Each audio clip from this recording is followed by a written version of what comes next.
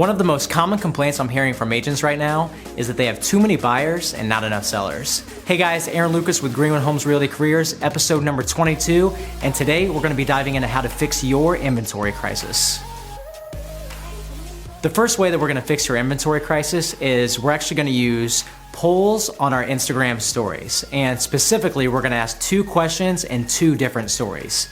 The first question that we're going to ask is, are you currently living in your dream home? And simply put yes or no. Those are the options.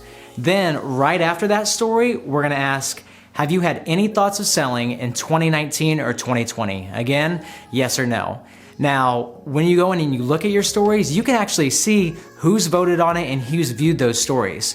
Now, if I'm looking at that, I would probably start reaching out to these people that have said, no, they're currently not looking, living in their dream home, and the yes, they are thinking about selling in 2019 or 2020. The second way to fix your inventory problem is going to be to look at your past transactions of anyone who's bought with you between 2010 and 2016. Ideally, when those home values were lower, people were able to get better deals, and now they have some equity in their home. And what you want to do is, first we're going to send them a bomb video and just let them know you've been thinking about them. You're going to be sending them an updated CMA. And then, you can take it even one step further, and then just sending it to them, you can actually hand deliver it to them, along with, pricing trends in their neighborhood, inventory trends, and letting people know what's going on with their particular market for that neighborhood. The third way is going to be sending a simple email to your database, and I actually have two separate questions that you could send to them. The first one is going to be, do you have any plans of selling in 2019 or 2020? Just put that in the subject line. You can even put nobody in there, or you can repeat that question. Nice and easy. The second question that you can ask is, have you had any thoughts of selling at these peak prices? You send these emails, it's going to be short, sweet, simple. You might get some response back, and then obviously that's going to be seller leads, seller follow-up, and then you're going to be able to get that listing. Number 4 is going to be a non-negotiable. It's one of my core 4 lead sources that I insist everyone use, and that's going to be geographic farming. And there can be check equity or there can be sweat equity. Are you willing to go out and knock on doors, introduce yourself to neighbors, get acquainted with the neighborhood? Or you can outsource it, if your budget has it available, and do direct mailers, and ideally if you're gonna do direct mailers, we need to be doing this at least twice a month in order for you to stay rememberable for your farm's market. The fifth way is one that I absolutely love and have had some great success with, and that's gonna be write a letter, obviously with your seller's permission, or your past seller's permission, that essentially endorses you as being a real estate expert. So, something along the lines of maybe, hey, neighbor, as you may or may not know, we've been relocated to Georgia for a new job opportunity, or whatever it might be.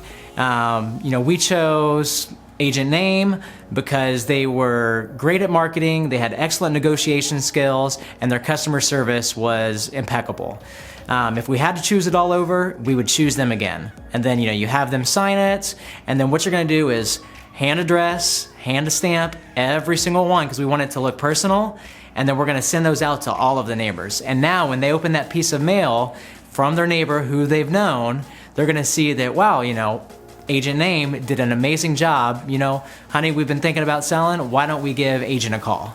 Number 6, I'm probably gonna get some fight back on, and that's okay, but there are currently 37 referral sites, and it's no secret, we've talked about in the previous episode that people are trying to come in and steal a small piece of the industry with hybrid brokerages or whatever type of model it might be.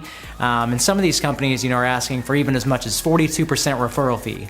But hear me out.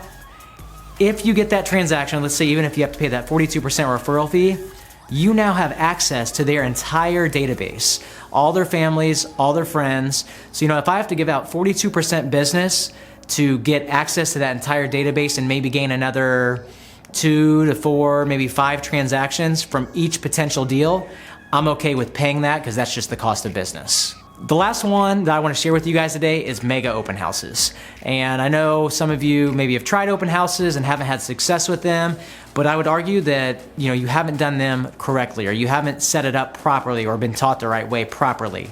And when we select a great open house and we market it effectively, it's not just buyer leads that we're going to get coming through. who, nosy neighbors are gonna come through. People who maybe need to buy and are looking to buy that specific house, usually they also need to sell. So mega open houses are not just a way to make your current seller happy or maybe generate 1 or 2 buyer leads.